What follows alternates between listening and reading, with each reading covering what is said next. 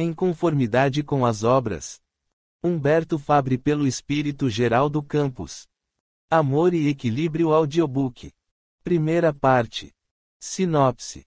Foi numa dessas festas que eu aos 55 anos passei pelo maior desconforto da vida. Ao acordar, acreditei piamente que me encontrava ainda no hospital, depois daquela dor aguda no peito. Quantas oportunidades por vezes são desperdiçadas pelo uso equivocado do livre-arbítrio, seja no terreno individual ou mesmo coletivo. Felício não quer acreditar em sua nova condição. Sofre as consequências de seus atos. Os maltratos, as injustiças, a ganância, o poder. Tudo baila agora à sua frente, como num espetáculo surreal. Será possível que tanto sofrimento não tenha fim? Mas a misericórdia divina, que a ninguém abandona, e apenas espera o momento certo para agir, vai colocar no caminho de nosso irmão, amigos que irão possibilitar novas experiências, sempre em conformidade com as obras. Curta, compartilhe, segue o canal, ative o sininho para não perder nenhum capítulo, assista os vídeos e os anúncios e comenta bastante para que o YouTube continue me divulgando para outros ouvintes. Bom livro! Prefácio. Quantas oportunidades por vezes são desperdiçadas pelo uso equivocado do livre-arbítrio, seja no terreno individual ou mesmo coletivo. No caminho da evolução, sempre estaremos com as nossas capacidades alinhadas com as tarefas a serem realizadas no plano terreno, diante da programação que traçamos, no sentido de realizá-las da maneira mais adequada possível, não apenas nos beneficiando, mas também, levando os benefícios do progresso e bem-estar aos nossos semelhantes. A história que trazemos para o nosso amigo, a leitor, se inicia com a narrativa do próprio irmão nosso de lutas cotidianas, onde as suas opções e realizações poderão ser avaliadas em uma rápida leitura, por termos apenas apanhado dos relatos existentes na dimensão espiritual, o que foi considerado de maior importância, para não agredirmos pura e simplesmente a sensibilidade de muitos dos irmãos que leem essas páginas. O objetivo sempre será aquele voltado ao esclarecimento das leis soberanas do Criador de nossas vidas, leis essas que visam a educação da criatura com amor, jamais utilizando qualquer processo punitivo. Sendo assim, procuramos dividir este nosso despretensioso trabalho em duas partes, possuindo a segunda alguns apontamentos nossos e também os desdobramentos junto à equipe espiritual, especializada nos procedimentos assistenciais e reencarnatórios. Espero realmente que este livro seja útil para suas reflexões sobre as oportunidades que a vida nos oferece a todos, sempre no caminho de nos tornarmos pessoas melhores e, acima de tudo, mais felizes. Paz em Jesus. Geraldo Campos. Capítulo 1. Estranho local. Que lugar estranho se tornou este hospital? Alguém, socorra-me. Ajudem-me a afastar de mim essas pessoas que eu não conheço. Aliás, quem pensam que são? Procedem assim porque eu não posso fazer nada, pois estou imobilizado nessa cama de hospital, onde a maldita da enfermeira apagou a luz e não consigo sequer ver ou alcançar a campainha para chamá-la. Maldita seja 1000 vezes essa incompetente. Quando sair daqui, eu mesmo cuidarei para que ela e essa equipe de plantão sejam demitidos, ou por acaso esquecem que eu não sou apenas o prefeito desta cidade. Eu mando nela, cumprindo a tradição de minha família, que sempre fez o que bem entendeu por aqui. Somos poderosos e saberei usar de meus predicados não somente para demitir a todos, como também expulsá-los da minha cidade. Agora, ordeno que parem com essa balbúrdia e façam algo por mim. Pessoal, vejam como esse sujeito é um completo tolo mesmo. Sequer percebe o que se passou com ele e continua com ares de coronel, como se o poder e o dinheiro pudessem garantir-lhe a eternidade do corpo asqueroso que ele usava e que agora apodrece rapidamente.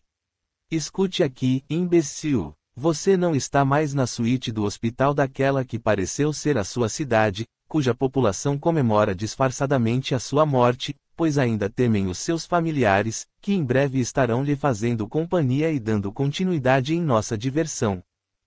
Muito esperado que você não se lembra de nós, mas somos aqueles que te aguardavam no lado de cá, depois de sermos explorados em uma de suas fazendas, em literal trabalho escravo, pois o que recebíamos de salário precisava retornar para as suas mãos imundas, como pagamento de moradia e comida, aquela lavagem que o seu pessoal nos dava no intuito de nos manter vivos.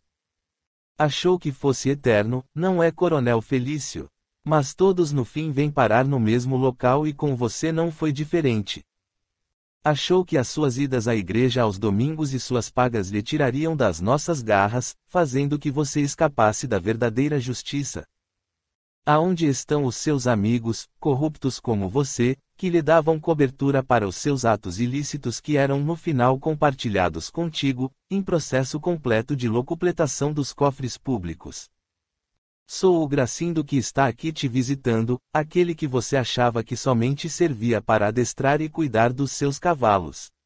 Veja que deste lado, temos pessoas que nos auxiliam a compreender a nova situação e nos instruem como deveremos aplicar os procedimentos justos nas criaturas que nos exploraram durante certo período de nossa vida. Ficaremos aguardando que você apodreça completamente e quando estiver devidamente desligado de suas carnes podres, que vão sendo consumidas pelos vermes, a aplicação das merecidas penas será iniciada. Posso lhe garantir que você não perde por esperar e de nossa parte, não vemos a hora em que poderemos nos deliciar com a sua dor, crápula miserável.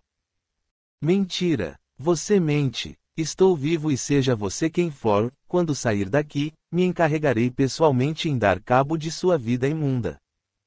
Estaremos aguardando, com profunda alegria, que isso aconteça o mais rápido possível, Coronel. A propósito, não somente eu mas uns outros 30 candidatos, não é pessoal. Agora, chega de conversa fiada e cale-se para que você possa desfrutar do seu apodrecimento, está bem, o Todo-Poderoso. Capítulo 2. Início da minha história. A princípio acreditei piamente que me encontrava ainda no hospital, depois daquela dor aguda no peito, que se irradiou para o meu braço esquerdo, levando-me logo em seguida a um desconforto com falta de ar e um enjoo excessivo. Recordo-me que alguns amigos, entre eles um médico, naquela tarde de sábado onde costumeiramente fazíamos um churrasco em uma das minhas casas de veraneio, neste episódio, numa delas que eu mais apreciava, uma verdadeira mansão de frente para o mar, onde não faltavam, por vezes, algumas festinhas mais íntimas com garotas conhecidas nossas, quando nessas ocasiões, deixávamos as esposas em casa, com as desculpas de tratarmos de negócios entre os homens. Foi exatamente numa dessas festas que eu aos 55 anos passei por esse desconforto todo. Lembro-me que o meu amigo me prestou os primeiros socorros, enquanto a ambulância da minha cidade não chegava para o resgate técnico e em seguida encaminhar-me ao hospital e minhas últimas memórias foram aquelas relativas a estar sendo transportado para a sala de cirurgia em caráter emergencial. Depois, a escuridão e muito falatório, onde não faltaram expressões as mais variadas, muitas delas de desespero, outras de satisfação e, por vezes, algumas lágrimas sinceras. Contudo, o que mais passou a me torturar foram as vozes que se deram em sequência, acusando-me como se fosse um ditadorzinho barato e praticamente um escravocrata, por pessoa que me pareceu a princípio ser conhecida, porém, agia como se fosse um justiceiro comum, um jagunço contratado para me fazer sofrer. Me passava a possibilidade de ser um pesadelo proporcionado pela medicação aplicada, muito provavelmente à base de morfina, para amenizar o meu desconforto em relação à provável cirurgia que ocorrera e certamente ela produziria estes efeitos alucinógenos tão acentuados. Mas, qualquer movimento do meu corpo ou mesmo dos meus braços era simplesmente impossível, pois sentia-me enclausurado, como se estivesse enrolado em uma manta apertada que me impedia os movimentos. Depois das acusações sem sentido daquele sujeito que se apresentou como Gracindo, que apesar do nome, não me parecia nem um pouco engraçado, a dor em meu peito se acentuou de tal forma que eu sequer conseguia respirar adequadamente. Essa sensação de sufocamento não era o pior das ocorrências, pois em seguida as dores lancinantes se exponenciaram quando milhares de formigas passaram a me atacar vorazmente, conforme o que eu poderia supor. Chegou a passar em minha mente ter sido sequestrado, dada a minha importância e estar sendo executado de uma maneira cruel, sendo amarrado próximo a um formigueiro. Aliás, um tipo de punição que eu havia reservado havia muito tempo atrás para um garoto, filho de um dos trabalhadores empregados em uma das minhas propriedades, que em sua adolescência passou a me dar muito trabalho, questionando a forma como eram tratados e procurando, por mais de uma vez, fugir da fazenda onde havia sido instalado, na tentativa de me denunciar para as autoridades estaduais. Recordo-me que utilizei de vários recursos punitivos, recomendando aos meus funcionários mais confiáveis que os aplicassem a título de exemplo, entretanto, todos eles se mostraram inúteis para diminuir a ânsia daquele moleque em querer fazer a justiça dele, sendo então adequado e definitivo o seu desaparecimento. E, foi exatamente que o meu pessoal providenciou, com requintes adequados aplicados aos indisciplinados. Fazendo uma analogia, talvez, eu houvesse sido de fato retirado do hospital e o grupo de sequestradores estivesse me aplicando uma penalidade semelhante, por não conseguirem o resgate que pretendiam ou muito mais provável, ser de meu competidor, que perdeu a última eleição disputada comigo, onde uma das suas alegações foi ter havido fraudes nas urnas.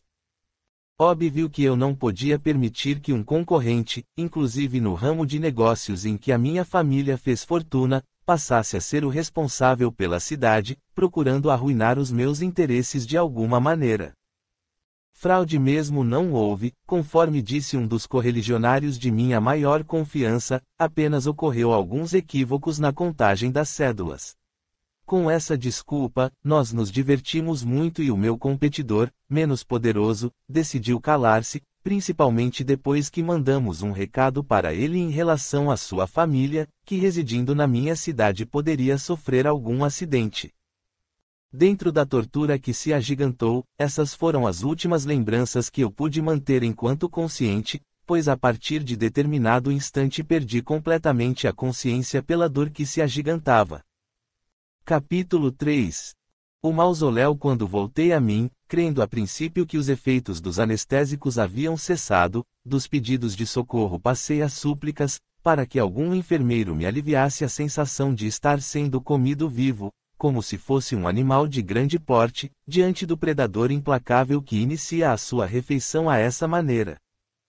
Cheguei próximo de perder a voz e o único som que por vezes agredia esporadicamente aos meus ouvidos eram gargalhadas sarcásticas ou algum comentário desairoso, do tipo, pobrezinho, veja como sofre. Saiba, coronel, que isso é apenas o princípio do que te espera, conforme já informado anteriormente. Eu simplesmente passei do desespero à revolta, jurando que liquidaria cada um que eu encontrasse ao sair daquele hospital, depois do tratamento desumano a que eu fui inserido, tivesse qualquer uma dessas criaturas o mínimo de responsabilidade pelo descaso à minha pessoa. Porém, em relação às minhas ameaças, na maioria das vezes eu era literalmente ignorado ou, em pouquíssimas oportunidades, somente as gargalhadas se repetiam. Não saberia dizer o tempo que durou aquela agonia, mas, finalmente, um dia ela reduziu-se de tal forma que eu me senti estar sendo libertado de um fardo horrendo, onde os odores putridos, apesar de intensos, já haviam sido um tanto reduzidos pelo período prolongado de convivência com eles. Fazendo um esforço que me pareceu sobre-humano, levantei-me por não mais estar sentindo a pressão daquela espécie de manta que me enclausurava, contudo, a escuridão permanecia inalterada. Tateando no escuro, tive a impressão de que tocava em paredes úmidas e um tanto gosmentas, aumentando a desagradável sensação. Para mim, aquela situação deveria estar ligada aos medicamentos utilizados, todos eles produzindo um efeito hipnótico ou qualquer coisa semelhante. As primeiras luzes finalmente se fizeram tímidas e deram-me a impressão de estar vindo de uma pequena porta, cujo corredor estreito me auxiliava de certa forma a dirigir-me em sua direção.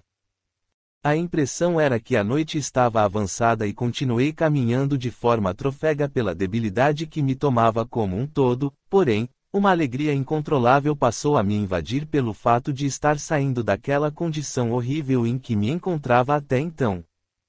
Lamentavelmente, a minha alegria durou algo em torno de poucos segundos, pois ao alcançar a pequena porta que se encontrava aberta dei de frente com um sujeito que segurou-me pelos ombros, dizendo, veja quem está deixando em definitivo os restos mortais.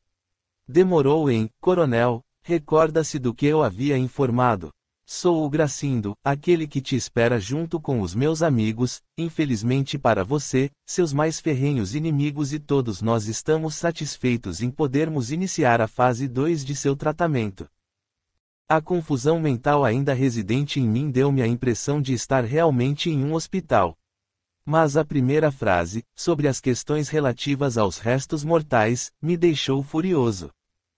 Apesar da fraqueza que eu sentia e a pouca luminosidade do ambiente, procurei olhar o sujeito no fundo dos olhos e disse-lhe do alto de minha condição superior: escute aqui, seu verme imprestável, você não deve ter a mínima ideia com quem está falando. Não seja ridículo e ordeno que chame imediatamente o médico e os meus familiares. Assim que eu estiver melhor saberei cuidar de você e dos seus supostos amiguinhos. Maldito seja! O petulante gargalhou estridentemente e falou: eu sou o seu médico a partir de hoje e possuo mais 30 assistentes que saberão cuidar de você adequada e deliciosamente, seu trapo imundo. Como ousa se referir à minha pessoa dessa maneira, incompetente miserável? Saiba que eu o esmagarei como um inseto seu. Não consegui continuar, pois recebi um violento tapa em minha boca, que pela força quase fui ao chão e somente isso não aconteceu, pois o maldito agressor me agrediu com uma mão, enquanto me segurava com a outra. Em seguida, agarrou-me outra vez pelos ombros virando-me violentamente em direção à pequena porta de onde eu havia saído e disse: veja com os seus próprios olhos onde você se encontra, escravocrata miserável. Eu esforcei-me para analisar o local em virtude da pouca luminosidade fornecida por um poste de luz à distância e também pela lua que se mostrava pálida, ou talvez houvesse muitas nuvens encobrindo a sua luz. Mas a surpresa assaltou-me cruelmente, pois eu me encontrava diante de um mausoléu e na placa fria de mármore em seu pórtico estava registrada: Família X, exatamente a minha. Os pensamentos se tornaram num verdadeiro turbilhão, onde as minhas lembranças diante daquele sofrimento voltavam, me fazendo recordar dos minutos logo após a minha internação, onde uma espécie de filme havia passado em minha mente, apresentando os principais momentos vivenciados até aquele instante. Não consegui resistir por mais tempo àquela tortura psicológica e simplesmente vi-me indo em direção ao solo, perdendo em seguida a consciência. Capítulo 4. Amargo pesadelo. Quando retomei a consciência ou acreditei que eu a retomei, tentei movimentar-me, todavia, estava impedido, pois as minhas mãos encontravam-se manietadas às costas e um capuz literalmente me encobria a cabeça e o rosto, deixando-me em uma escuridão total. No pescoço, do que pude sentir, algo como uma coleira metálica, daquelas utilizadas em cães de grande porte, conhecidas como enforcador, dificultava-me a respiração e para piorar, quando ouvi o tal do Gracindo dar uma ordem para caminharmos, recebi algumas estocadas com um objeto pontiagudo, que me feria a pele. Diante daquela circunstância bizarra, procurei protestar, porém, com um puxão forte na coleira em meu pescoço, fui calado de imediato, porque faltou-me a respiração, e em seguida recebi mais algumas estocadas nas costas, por alguém que se posicionava como se fosse o responsável em me manter na linha. Com o acontecido, procurei não emitir mais nenhum som e em meus pensamentos procurava fugir daquela situação que me afetava tão drasticamente, quando me deparei no cemitério com o mausoléu de minha família. Apesar do ocorrido, com o choque que eu recebi, aquilo que estava experienciando, muito seguramente não poderia ser real, porque essa história de céu e inferno sempre foram para mim contos para auxiliar as crianças a se comportarem ou manterem os adultos incautos na linha, oferecendo aos mais preparados, como era o meu caso e também da minha família, a oportunidade em utilizá-los como massa de manobra, visando atender e manter os nossos interesses financeiros e políticos.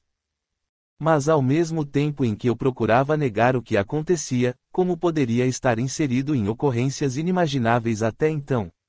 Uma das hipóteses que me passou era a possibilidade de algum medicamento ter alterado consideravelmente o meu cérebro, tirando-me a razão. Entretanto, se isso de fato ocorreu, como eu me encontrava com lucidez para refutar a passagem do cemitério ou mesmo estar considerando hipóteses enquanto caminhava às cegas e dirigido por um bando de facinoras. Comecei a me preocupar fortemente, porque não compreendendo aquilo em que eu estava passando, caso me mantivesse nestes questionamentos incessantes, poderia com grande probabilidade chegar a causar um dano definitivo em meu cérebro. Não demorou para eu ser despertado dos meus devaneios, pois de repente reconheci a voz do Gracindo ordenando: pessoal, vamos parar na mansão porque merecemos um pouco de diversão e também de descanso. Dirigindo-se para o indivíduo que me controlava como se eu fosse um animal perigoso, orientou: Gumer, quando entrarmos, amarre o coronel em uma das colunas da sala, para que você possa se divertir também. A turba se regozijava com as instruções do Gracindo, pois a gritaria de apoio era intensa, enquanto subiam uma escadaria, que percebi rapidamente, pois sem enxergar, caí logo no primeiro degrau. Fui levantado, sendo puxado pela coleira pelo tal do Gumer, que em seguida recebeu outra ordem do seu chefe. Gumer, tire o capuz do coronel, para que ele possa apreciar o ambiente que gostava de frequentar, porém, agora, deste lado da vida, a tal dimensão paralela ou espiritual. Ambos gargalharam, enquanto o lacaio retirava o capuz que me vedava a visão e tão logo os meus olhos se acostumaram com a luz, notei que eu conhecia muito bem aquela casa de jogatinas, bebedeiras e diversão para todos os gostos. Como eu conseguia caminhar um pouco melhor, apesar das minhas mãos atadas nas costas, fui subindo os degraus e ao atingir a entrada o odor de cigarros, charutos e álcool invadiram-me as narinas, melhorando um pouco o mau cheiro que exalava de meu corpo e dos trapos, pedaços de um terno azul marinho que me cobriam. Tudo me impressionava fortemente, a começar pelo meu estado deplorável, pois assim que me amarraram junto a uma das colunas na sala principal, onde ficavam as roletas e as mesas de carteado, com o amplo e recheado bar para servir os convivas, pude analisar melhor a minha configuração corpórea, que fora completamente alterada. Do homem forte, eu me encontrava resumido ao aspecto de um cadáver imundo, que ao olhar para algumas partes do meu corpo que estavam desnudo, recebi outro grande choque. Desalentado, chocado e exausto como me encontrava, procurei deslizar o meu corpo pela coluna, conseguindo desta forma me sentar, pois a maneira que me amarraram a ela permitiu este simples movimento. Quando me acomodei dentro do que era possível, fechei os olhos buscando de alguma forma adormecer e quem sabe se ao despertar eu poderia constatar que tudo o que se deu até então, não passasse do fruto de um terrível e amargo pesadelo. Capítulo 5. Espetáculo surreal. Foi terrível a constatação relativa àquilo que acreditei ser um pesadelo, pois eu mal acabei de adormecer e muito seguramente não se passou mais de um minuto, quando fui despertado por um violento pontapé em uma das minhas pernas que se encontravam estendidas no piso. Era o tal do Gracindo que ordenou gritando: fique de olhos bem abertos, coronel, para que você possa apreciar o que os seus amigos vivenciam nesta casa. Aliás, não era aqui que você também costumava frequentar, inclusive transferindo algumas meninas, verdadeiras crianças que eram também abusadas pelos seus comparsas, sendo este local um depósito de descarte quando vocês já se encontravam saciados e cansados da rotina com as pobres garotas. Olhe, miserável, o tipo de companhia que tanto você quando encarnado, como também, os seus colegas de orgia continuam possuindo. Passando o olhar pelo ambiente, a cena pareceu-me simplesmente surreal e caso eu desse algum crédito para a existência do inferno, com absoluta certeza eu diria que me encontrava nele.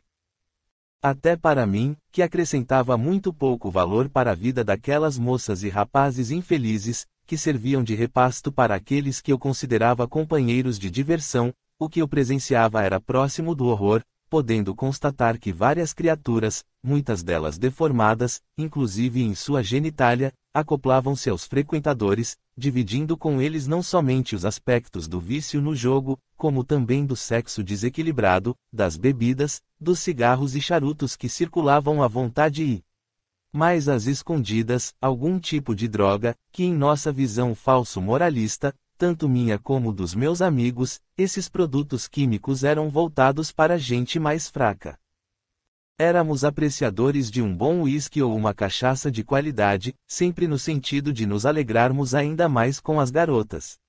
Porém, o que eu constatava ao vivo eram aquelas criaturas bizarras agindo como se fossem verdadeiros vampiros, sugando de suas companhias, que segundo eu podia perceber, se encontravam em pequena condição diferente da minha, apenas em corpos mais adensados do que o meu, dos quais saíam filamentos grosseiros de cor acinzentado escuro, sendo que os produtos que eram consumidos, principalmente o álcool, isto sem entrar em detalhes maiores sobre o que ocorria no caso das situações libidinosas que tinham início no enorme salão. Entre os frequentadores e as pobres moças que se posicionavam como mercadoras do sexo, tudo favorecendo aquele circo de horror, entre os assim tratados como encarnados e desencarnados, segundo eu seria informado mais tarde a este respeito. O meu carrasco não satisfeito em me fazer observar o que ocorria, apesar de eu insistir comigo mesmo que literalmente estava vivenciando um pesadelo, ele agarrou-me pelo pescoço e me informou: vou levá-lo para uma das suítes para que você possa visitar um velho conhecido seu. Assim que fui liberado da coluna onde havia sido amarrado, fui sendo conduzido ainda com as mãos atadas nas costas e com a coleira, como se fosse um animal bravio, até uma das portas que se encontrava cerrada. Por mais estranho que pudesse parecer para mim, passamos por ela como se não existisse, causando-me essa sensação de um temor incalculável, pois mesmo que tudo aquilo não passasse de um sonho ruim e interminável, o que ocorria era simplesmente sui generis. A cena a seguir era por demais conhecida pela minha pessoa, pois o sujeito que se encontrava estirado na cama acompanhado de duas garotas, todos nus, denunciavam estarem exaustos pelos excessos de toda ordem.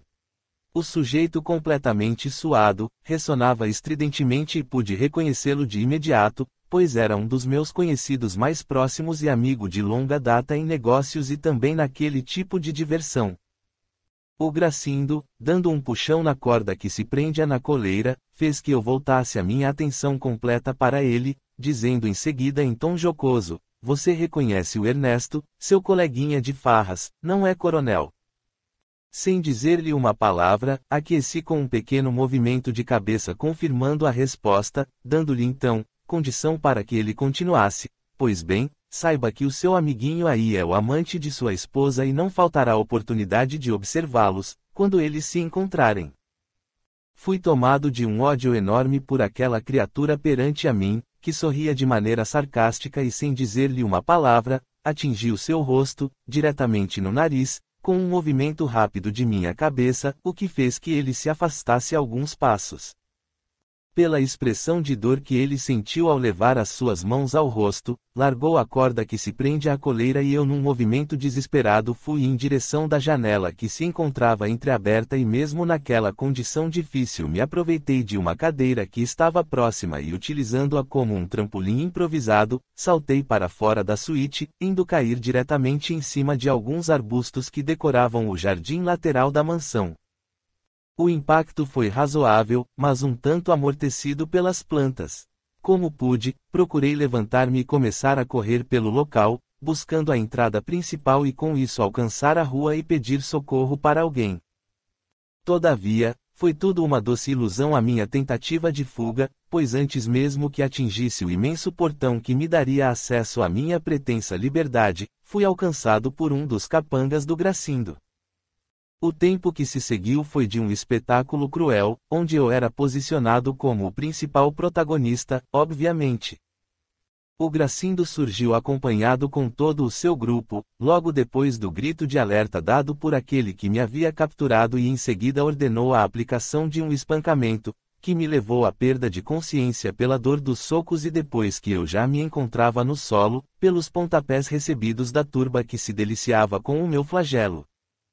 Capítulo 6. Suplício continuado. Ao retomar a consciência, vi-me estirado no piso frio do salão principal, sentindo dores lancinantes pelo corpo, mal conseguindo mover as próprias pernas, uma vez que as minhas mãos continuavam como antes, atadas às costas. Procurei movimentar a cabeça para um lado e outro e pude constatar que as atividades haviam cessado. No entanto, os correligionários do Gracindo encontravam-se literalmente lançados sobre sofás e poltronas, demonstrando estarem ainda sob fortes efeitos alcoólicos do que deveriam ter sugado das pessoas presentes. O pouco das cenas que eu podia observar pelo limitado movimento de minha cabeça, apresentava-se de natureza mais inferior do que aquelas que eu me habituei quando frequentava a mansão junto aos meus amigos, porque o que eu constatava naquele pesadelo ou situações reais, honestamente eu não mais poderia me arriscar e afirmar corretamente coisa alguma, estava acima de qualquer película de horror que havia assistido, pois, por se tratarem de filmes, eu dava créditos para o diretor e sua equipe diante de tanta imaginação. Ou talvez pudessem ser cópias verdadeiras do que se passava em uma dimensão paralela. Contudo, aquilo que se apresentava aos meus olhos era de uma realidade espantosa, pois era possível também observar mulheres que se encontravam na mesma condição que os participantes da turba que me raptou, em posições tão deprimentes como todos os demais. A movimentação que me era dada a observar nas pessoas possuidoras de um corpo mais denso que o nosso era mínima, com alguns seguranças do local auxiliando uns poucos clientes a retornarem às suas residências, depois dos excessos de toda sorte cometidos durante a noitada. Em sua maioria, estavam tão alcoolizados que mal conseguiam parar em pé. Mas sendo um pesadelo ou realidade aquilo tudo, eu precisava procurar me afastar e tentar um contato com alguém ou mesmo reiniciar uma fuga, porém desta vez com alguma estratégia. Procurei com um esforço inaudito arrastar-me de costas para alguma outra posição, apoiando os meus pés no piso e utilizando das minhas limitadas forças, consegui chegar mais próximo da portentosa escadaria que levava ao andar superior da mansão, podendo observar que ali também se apinhavam diversas criaturas deformadas, conforme eu havia visto logo de início, quando adentramos ao local. Diante do quadro geral, passei a ponderar que talvez aquilo tudo pudesse ser real e de fato algum tipo de tortura mental ser reservada, de alguma forma, para as pessoas que abusaram de suas posições de poder e mando. Apesar de meu orgulho ferido naqueles momentos tão absurdos em que eu fui incluído, tornava-se obrigatório admitir que precisei várias vezes tomar atitudes drásticas para coibir manifestações em desacordo com as minhas ordens, tanto em minhas propriedades como também na cidade que eu gerenciava como prefeito, procurando não apenas manter-me firme no cargo, garantindo a continuidade política da família e também a ordem, de acordo com os nossos interesses, logicamente. Exatamente por isso os desafetos em sua maioria precisavam ser afastados ou por vezes, literalmente eliminados em acidentes sofridos ou em atitudes desesperadas de suicídio, ambas as situações, devidamente montadas pelos meus correligionários mais confiáveis. Entretanto, perguntas começavam a assaltar-me martelando o meu cérebro: o que seria de mim? Como encontrar alguma explicação racional para o que se passava? Como admitir as informações dadas pelo Gracindo, quando das experiências no cemitério? O que seria de fato aquilo? Um anestésico aplicado? Perda completa da razão? Existência de um inferno particular depois da morte? Mas, afinal, com a morte nós continuaríamos a existir praticamente da mesma maneira, em matéria de corpo, sentimentos, sensações. Não foi possível continuar em minhas indagações mentais, pois surgiu à minha frente aquela criatura detestável que chefiava o bando de marginais, falando jocosamente: ora, a bela adormecida despertou finalmente. Que bom, pois desta forma poderemos dar continuidade em nosso tratamento especialmente reservado e aliás, tão ardentemente esperado a sua aplicação em você, maldito coronel. Exaurido em minhas forças e necessitando de um tempo para elaborar um plano de fuga, decidi usar de uma artimanha que talvez pudesse comovê-lo, solicitando em um tom de voz temeroso: peço que tenha misericórdia de mim e não me maltrate mais. Não consegui dar continuidade na minha rogativa, porque o Gracindo deu-me a nítida impressão de ter captado a farsa, porque abaixando-se e apertando o meu pescoço com a coleira enforcador, disse: serei tão misericordioso com você, na exata proporção em que éramos tratados. Não se preocupe, coronel, pois todos nós saberemos ser o mais justo possível. Não era assim que você pensava quando punha uns e outros. Encerrando a sua frase, dirigiu-se para um de seus asseclas que ainda dormia pesadamente e chutando-lhe as pernas, despertou e ordenou: chega de farra e vamos ao trabalho. Amarre o coronel na coluna principal e fique de guarda, enquanto acordo os outros, pois temos muito o que fazer. A propósito, qualquer manifestação do coronel, você está autorizado a espancá-lo à vontade. Encerrando as suas ordens, procurou despertar os demais, enquanto de minha parte, eu continuaria a vivenciar aquele suplício desumano, de acordo com as minhas convicções. Capítulo 7. Infeliz constatação. Com a saída do Gracindo e de seu grupo, deixando-me apenas com um de seus comandados como segurança, este por sua vez, exausto que se encontrava pelos seus excessos junto aos frequentadores que vampirizou, pelo que eu pude observar nas desagradáveis ocorrências durante a noite toda, caiu pesadamente no sono, para felicidade minha, pois desta forma eu também poderia ter alguns momentos de descanso. Procurar naquela altura dos acontecimentos uma explicação melhor para minha desdita estava literalmente fora dos meus reduzidos conhecimentos e tentar uma fuga, pelo estado em que eu me encontrava, fortemente atado a uma das tantas colunas da mansão, era desperdício total das minhas poucas energias, além das muitas escoriações pelo meu corpo, que me produziam imensa dor. Desta forma, deixei-me envolver por um sono pesado e vi-me fora de meu corpo ou daquilo que poderia ser de fato comparado com algo que se lhe assemelhava, sendo colocado por alguém, à frente de uma imensa tela, cuja projeção viva dava-me a impressão de estar assistindo a uma peça de teatro, sendo ao mesmo tempo o principal protagonista e o espectador em camarote isolado, podendo acompanhar os relevantes pontos de minha existência, com ênfases acentuadas nos aspectos mais marcantes, onde os meus sentimentos ou daqueles com os quais eu me relacionava, mesmo pelos interesses mais mesquinhos, desfilavam diante de mim, como se fosse uma literal viagem no tempo. Pude me ver criança, adolescente, jovem e adulto, incluindo todas as práticas, posturas e os valores que me nortearam até o momento em que eu sofri a aguda dor no tórax, sendo hospitalizado. Deste momento em diante, todas as ocorrências eram detalhadas e para o meu completo desespero, pude ver-me sendo transferido para um necrotério e, logo após, ser devidamente preparado e meu corpo depositado em uma urna fúnebre.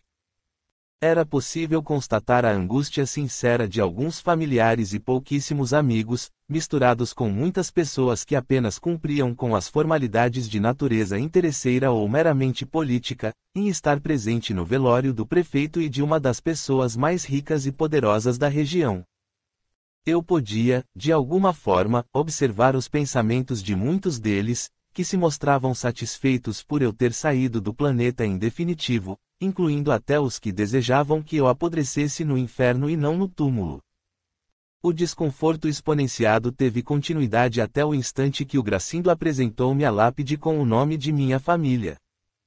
Neste instante, passei a negar aos brados o que se passava naquele tipo torturante de sonho, quando despertei sendo esbofeteado em meu rosto por ninguém menos que o Gracindo, que se encontrava diante de mim, sorrindo sarcasticamente e dizendo: "Não me diga que o coronel sonhava com algo desagradável. Talvez possa ser mais real do que pura e simplesmente um momento de imaginação registrado em seu cérebro espiritual. Mas, mudando de assunto, não percamos tempo, pois tenho algo que muito irá te interessar." Virando-se na direção daquele que percebi ser seu braço direito, ordenou: "Gumer, solte o coronel da coluna e vamos levá-lo para que ele possa se divertir juntamente conosco." Da maneira em que eu me encontrava pela alta debilidade, fui sendo empurrado para fora e empreendemos uma caminhada razoável pelas ruas da cidade que foi minha até então, indo em direção à praça principal e, tão logo alcançamos o local, entramos na igreja matriz.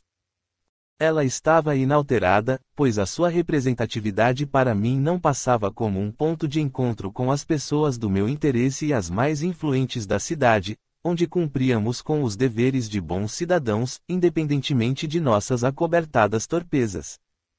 Tive minha atenção voltada para uma cena peculiar, depois de sofrer um puxão na coleira pelo Gumer que estava na posição de meu condutor, o Gracindo em seguida observou: veja quem está se fazendo de carola, coronel. Reconheci de imediato a minha esposa, Mariana, que ajoelhada em frente a uma imagem, segurando um terço, parecia completamente absorta em sua oração. No entanto, meu interlocutor sorrindo, completou: não pense que ela ora por você ou por alguém, seu tolo.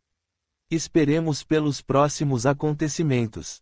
Não demorou muito para que eu pudesse observar a entrada do Ernesto, uma das pessoas que sempre se posicionou como meu amigo, sendo inclusive o vice-prefeito da cidade e companheiro de festinhas, que entrou discretamente por uma porta lateral da igreja e, sendo logo percebido pela Mariana, deu-lhe um pequeno sinal, suficiente para que ela se retirasse do recinto e saindo rumasse para o seu veículo, aquele mesmo que fora presenteado por mim. Por ordem do Gracindo, nós a seguimos de perto e embarcamos em seu carro para uma curta viagem para fora da cidade e logo estacionamos em frente a uma casa em local um tanto ermo, onde ela era esperada pelo Ernesto. Mais uma vez as forças em minhas pernas me faltaram e eu caí de joelhos à frente daquela cena, como se um raio me abatesse cruelmente, onde a minha visão se tornou turva e somente voltei a mim, depois de algumas bofetadas em meu rosto, desferidas pelo Gumer, sendo acompanhadas pela gargalhada daquele maldito infeliz que me aprisionou, que falou em seguida: ora, coronel, não vá me dizer que somente você possuía direitos. Por acaso algum dia você pensou que a sua tirania dentro do lar lhe garantiria a fidelidade implantada por receio? Estúpido que é em ter acreditado no seu poder quando estava no corpo físico. Esta ocorrência já vem de longo tempo, seu imbecil, bem debaixo do seu nariz. Bem, acho que já está de bom tamanho as minhas explicações. Vamos entrar para poder apreciar os desdobramentos dos pombinhos. Naquele instante, ajoelhado como me encontrava, supliquei: tenha misericórdia, Gracindo, e me poupe desta situação infeliz. Prefiro o espancamento a ter que passar por isso. Ambos gargalharam estridentemente e ele disse zombeteiro: deixe de ser poltrão, coronel. Não viemos até aqui para poupar-lhe deste castigo. Entre sorrisos, ordenou: vamos, Gumer, arraste o maldito até o interior da casa. Capítulo 8. Inferno particular. Ao entrar naquela residência, meus sentimentos eram um misto de ódio e decepção, onde a traição de ambos, de Ernesto e Mariana, se transformou em questão de segundos em um verdadeiro martírio psicológico. As cenas na minha frente maltratavam-me muito mais do que toda a violência praticada contra mim até então por aquele grupo de celerados, que exigia e praticava a sua vingança particular. Como eu me negava a continuar assistindo às cenas que se desdobravam, o Gracindo aproximou-se e apertando-me o pescoço com o enforcador, bradou: abra bem os olhos, coronel, porque você assiste aqui os desdobramentos de seu comportamento devasso e desrespeitoso, implantado a partir do lar que um dia você achou que te pertencia, bem como todas as demais propriedades.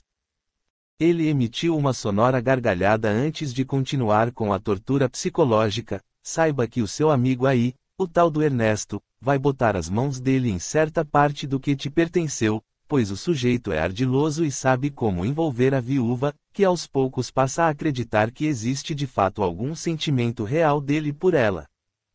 Bem merecido, aliás, esse castigo para você, seu cão imundo, pois grande parte de suas conquistas em terras e propriedades também foram tomadas de outras pessoas, muitas delas inclusive pagaram com a própria vida o fato de recusarem em vender as suas propriedades para você, no preço que lhe interessava. Agora, em relação à sua ex, por acaso em sua tola pretensão, você achou que ela não sabia das suas farras e das meninas pobres e infelizes que você acabou abusando e depois lançou ao meretrício, oferecendo-as como repasto para o bando hipócrita dos seus amigos? Inicialmente, seu palhaço, a Mariana passou a encontrar-se com o Ernesto por vingança do desrespeito que você impunha a ela, até porque, aqui entre nós, ela também não possuía e possui os mesmos direitos em dar as suas escapadinhas. Não consegui continuar ouvindo aquela quantidade de acusações, por achar que em muitas delas eu havia agido corretamente. Então, gritei com todas as forças dos meus pulmões para aquele insolente: calhe a sua boca, maldita víbora, pois o que sabe você da minha vida? Para começar, nos casos relacionados à sexualidade, a Mariana ou outra mulher não possui direitos a nós reservados, por sermos homens. Foi impossível continuar, pois o bofetão que recebi foi dado com tamanha violência, que pela minha debilidade, fui lançado ao solo. Procurei levantar-me, contudo, fui impedido pelo Gumer, que chutou uma das minhas pernas, fazendo que eu perdesse novamente o equilíbrio. Por estar com as mãos atadas às costas, nada eu conseguia fazer para me defender dos golpes que foram aplicados em seguida pelos dois, até que o Gracindo se esgotasse pelo esforço em me espancar.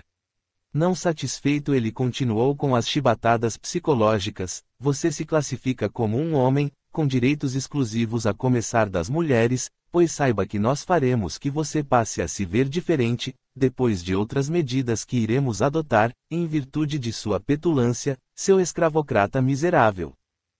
Pedirei que alguns dos meus correligionários cuidem de você lá na mansão, exatamente no ambiente em que você adorava participar e patrocinar as orgias, tanto suas como de seus amigos. Após encerrar as suas novas ameaças, o meu algoz ordenou que o Gumer me levantasse e me arrastasse para fora, para que retornássemos àquele local que agora se convertia não apenas em meu cativeiro, como também, uma parte de meu inferno particular. Capítulo 9. Um instante de refrigério. Desnecessário detalhar o tratamento a mim dispensado naquele ambiente de orgias, onde passei, amando do Gracindo, de repasto para entidades tão ou mais infelizes do que eu próprio. Daquele homem poderoso, eivado de um orgulho e egoísmo exponenciados, cujos valores estavam regulados pelo meu interesse ou de meus familiares e amigos, restava apenas um farrapo humano, se é que naquela altura eu poderia considerar o que sobrou de mim e de meus captores algo a ser considerado dentro do terreno da humanidade. Os dias se sucediam às noites sem qualquer alteração, em um regime de tortura que me levava próximo à perda da razão, sem que isso pudesse ocorrer, pois se assim fosse possível, eu poderia de alguma forma me libertar daquele inferno que passou a ser eterno e alienar-me de tudo, apesar de perguntar a mim mesmo se aquilo que eu experienciava já não seria a loucura manifesta.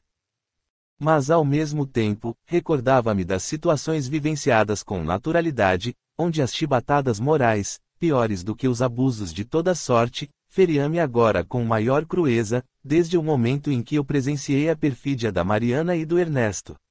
Em virtude desta experiência, vivenciei um choque violento, como se um raio me atingisse em cheio e tivesse promovido em mim uma espécie de alteração de valores tamanha, porque sinceramente, jamais eu havia experimentado uma decepção daquela natureza, uma vez que decepcionar as outras pessoas nunca foi motivo de preocupação de minha parte, pois os meus interesses estavam sempre em primeiro plano.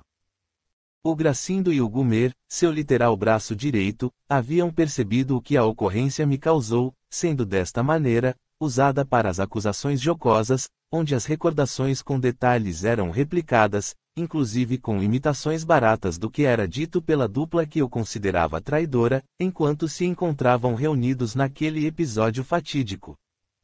A violência a qual eu era o objetivo de todos os dias da turba tresloucada não doía tanto como esses arremedos teatrais proporcionados por aquelas duas figuras odientas. Em inúmeras vezes cheguei a clamar por misericórdia, o que fazia que a minha situação piorasse, pois esses pedidos eram reais motivadores para maiores desrespeitos à minha pessoa.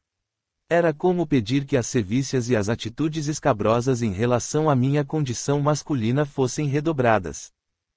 Com o passar do tempo comecei a dar crédito de que os longos discursos do pároco de minha cidade poderiam possuir algum fundo de verdade, pelo menos no quesito relativo ao inferno eterno, pois era exatamente essa condição em que eu me achava incluído. Mas ao mesmo tempo em que me via como o mais desgraçado das criaturas, algo em meu íntimo me dizia que poderia existir algum tipo de esperança para as pessoas, através de algum socorro de natureza superior para aqueles que se encontravam abandonados no inferno. Estranho para mim que esse tipo de pensamento me invadia sempre quando a figura de minha caçula, Maria, o nome que demos para nossa pequena, em homenagem à minha mãe, de repente surgia em minhas recordações, tendo inclusive ao seu lado nessas imagens fugídias a figura de sua avó, aquela criatura responsável em ter me dado a vida. Era um instante de refrigério inimaginável, diante daquele pesadelo sem fim, onde por frações de segundos eu tentava agarrar-me naquela cena abençoada, procurando com ela, desaparecer daquele local miserável ou de minha própria miserabilidade.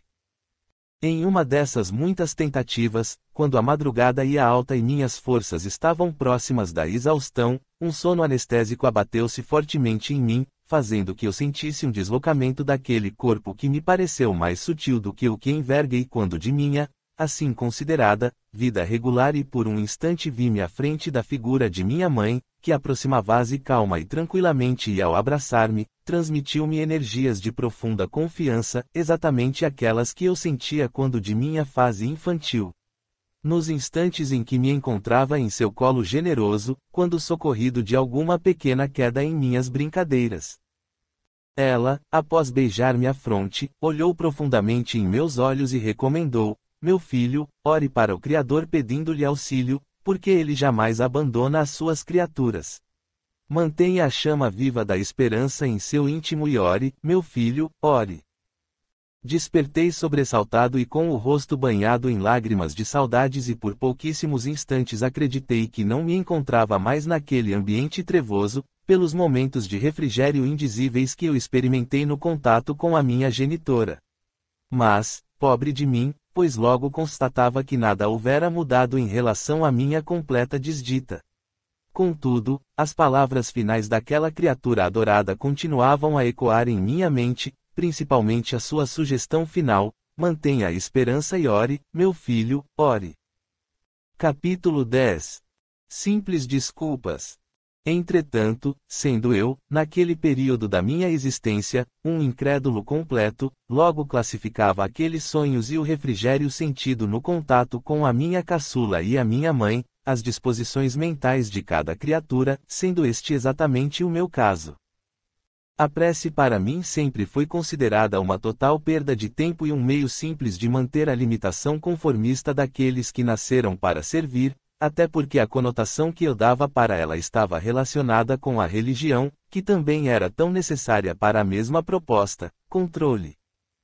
Somente muito tempo depois, quando a dor se tornou superlativa, eu entenderia que a prece é o veículo poderosíssimo de ligação da criatura com o seu Criador, sem subterfúgios, fórmulas ou locais específicos, podendo ela em verdade, produzir verdadeiras maravilhas dentro das leis soberanas do Altíssimo, as quais em sua maioria ainda nos são completamente desconhecidas, e exatamente por isso, quando determinadas ocorrências se davam, contrariando pelo pouco conhecimento científico existente, recebiam as conotações de milagre que, em minha maneira de ver, tratava-se de simples indução mental dos ignorantes de plantão. Sendo assim, pelas tradições de minha família aliadas às minhas desculpas pessoais, eu fui criado para comandar e não para servir e, dependendo do caso, os meios poderiam justificar o fim, pois no jogo dos negócios, o lema da grande maioria de seus componentes era: nunca ceder espaço para a concorrência ou, em resumo, nunca perder. Esse tipo de educação equivocada em que fomos mantidos, pelo menos, uma grande parte dos membros de minha família, exerceu particularmente em mim uma atmosfera fascinante que foi assimilada por completo, evidentemente por conta das minhas tendências desrespeitosas já anteriormente implantadas de longa data para com os semelhantes. Exatamente por isso, encarava de maneira surpreendente a turba que se posicionava como meus sequestradores e torturadores, não que eles fossem pior em seus conceitos também equivocados de fazer justiça, mas de certa forma, eu me encontrava em termos de valores ou condição mental, exatamente igual a eles. Por isso, eu experimentava o castigo com maior nível de humilhação, que me fazia sentir, em determinados momentos, o pior homem que já passou sobre a face da terra. Como foi demorado compreender estas verdades simples, de que não somos nem melhores nem piores do que os outros, mas apenas diferentes dentro do quadro evolutivo, pois de uma forma ou outra, em matéria de tempo, alcançaremos dentro da evolução o completo conhecimento de nós mesmos, atingindo a consciência completa, que é meta impossível de ser burlada em nós, pela nossa herança genética, de filiação da divindade.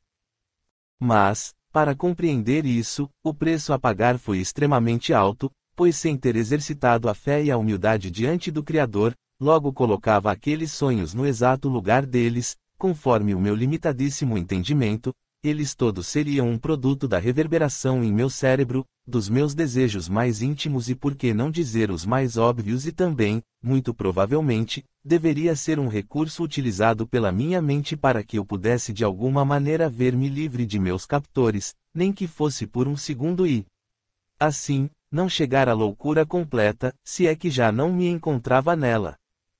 Capítulo 11. A visita. Pela minha postura incrédula, logo eu abandonava o meu petitório sem resposta alguma e os sonhos com a minha caçula e a minha mãe pareceram rarear logo em seguida, até que eles terminaram por desaparecer, fruto obviamente da minha desistência completa da vida ou pelo menos a tentativa, pois se estivesse morto, como afirmavam os meus algozes, eu não teria mais qualquer chance em morrer novamente. Apesar da perda do contato, com o tempo notei que os meses e anos se passavam sem qualquer alteração em meu cativeiro, mantido dentro da mansão, agora preso em correntes que me circundavam o pescoço, as quais estavam instaladas fortemente em uma das colunas centrais da mansão, deixando pelo menos as minhas mãos livres, o que me colocava como um cão sem a possibilidade de grandes movimentações, como era meu hábito desrespeitoso que os deixava presos praticamente a existência toda. Para mim, aquele suplício todo dava-me a impressão que até a natureza procurava se vingar, porque em meu íntimo ainda passava certa dose de amor próprio, onde mentalmente eu procurava me defender, dando crédito positivo para muitas das minhas ações.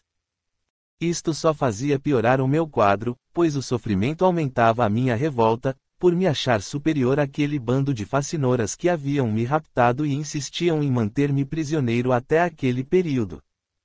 Realmente, a partir de determinado momento, diante de minha confusão mental, em admitir minha perda da razão e lutar para que aquilo não fosse realidade, passei a considerar novamente a possibilidade das penas eternas, tão comentadas nos cultos em que eu participava, que para mim, eram os recursos para manter o rebanho no cabresto, o que politicamente e também nos negócios, o pároco recebia minha total aprovação.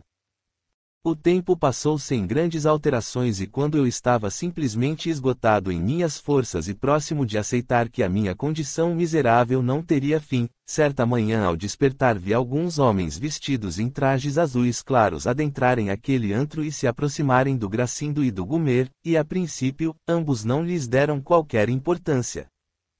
Procurei manter-me em silêncio e sem fazer qualquer movimento para que eu não chamasse a atenção sobre a minha pessoa e, pela proximidade em que eu me encontrava, tinha a possibilidade de ouvir o diálogo que estava prestes a começar. Tratava-se de um distinto cavalheiro, vestido de forma semelhante aos demais, que se antecipou e com modos educados e respeitosos apresentou-se: irmãos em Cristo, creio que provavelmente se lembrem de mim. Sou o Josias, aquele mesmo que trabalhava no corte da cana nas fazendas do Coronel Felício.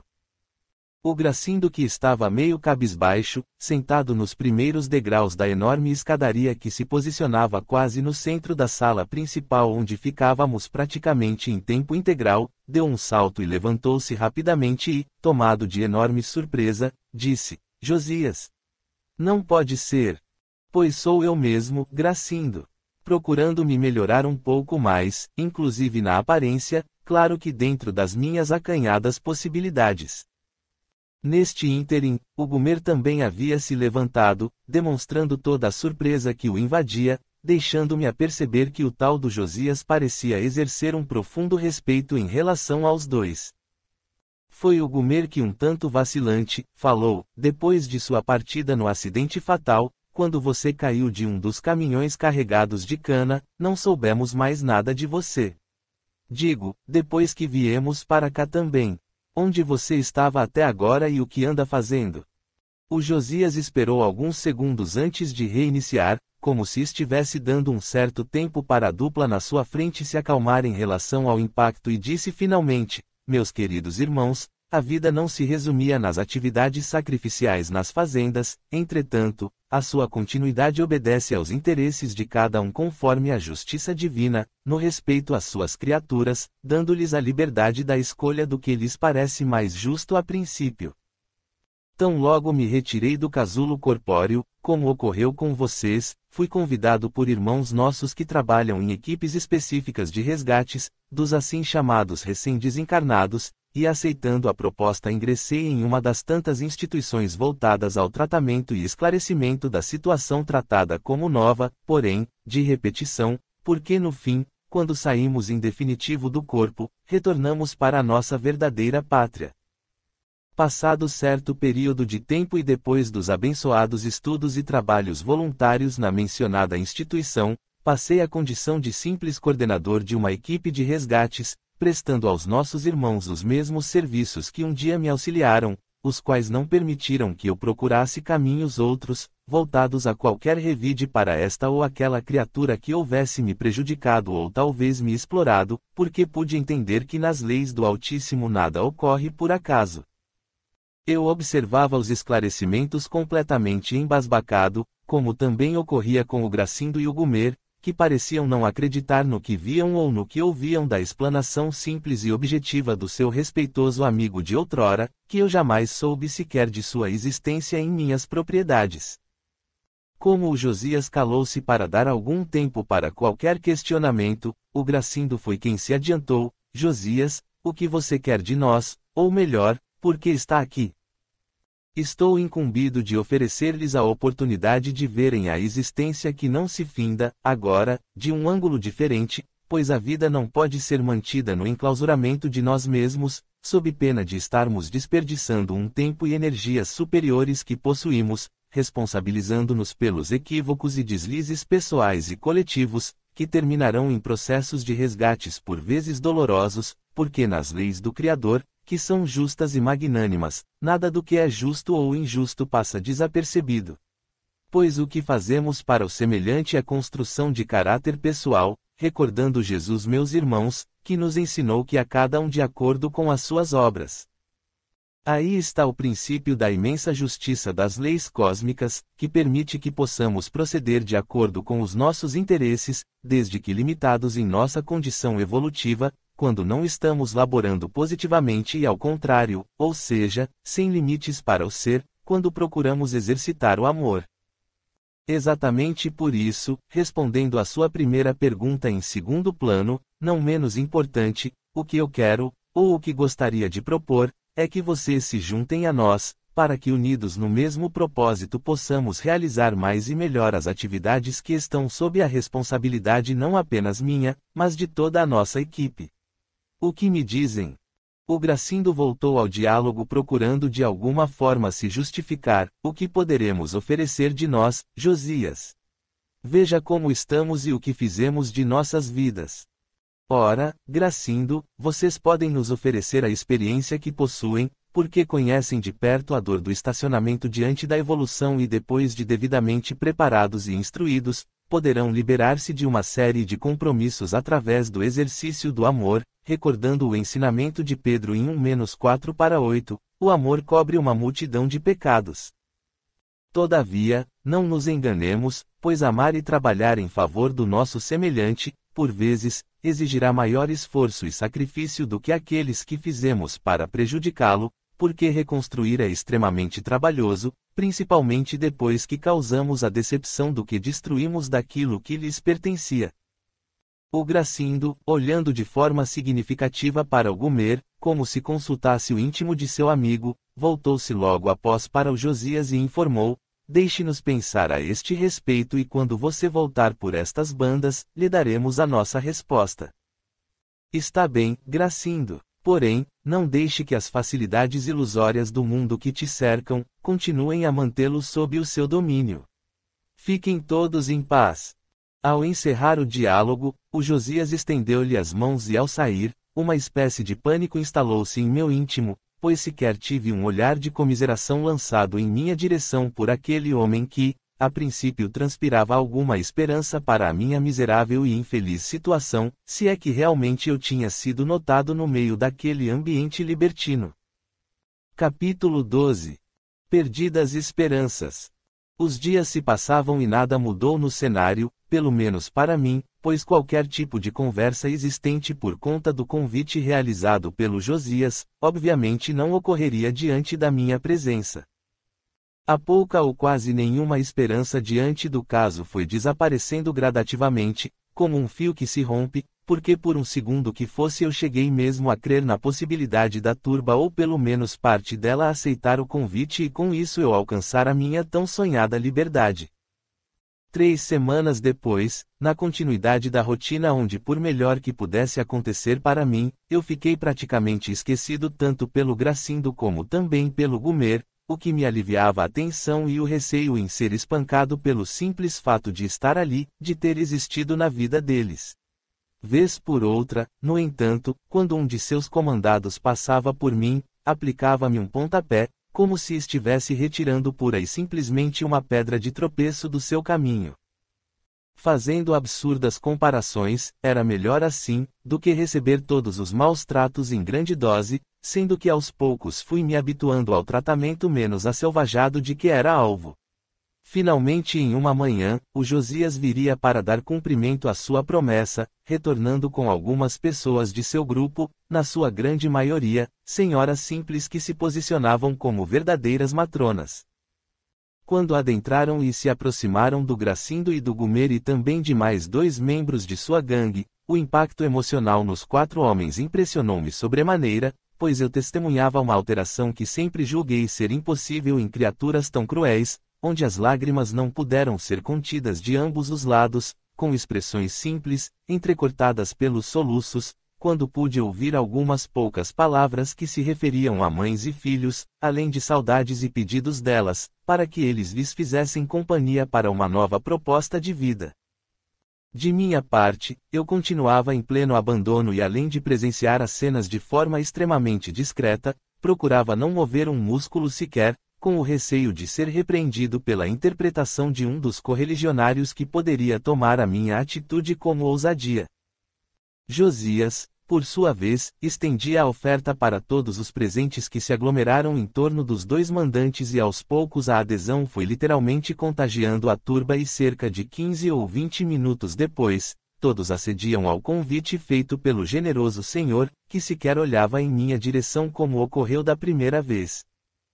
Um desespero se apossou de mim, que lutei com as forças que possuía ainda, apesar de raras, visando não demonstrá-lo, quando o Josias solicitou que eles se dirigissem aos veículos que se encontravam próximos, os quais os transportariam para a instituição assistencial.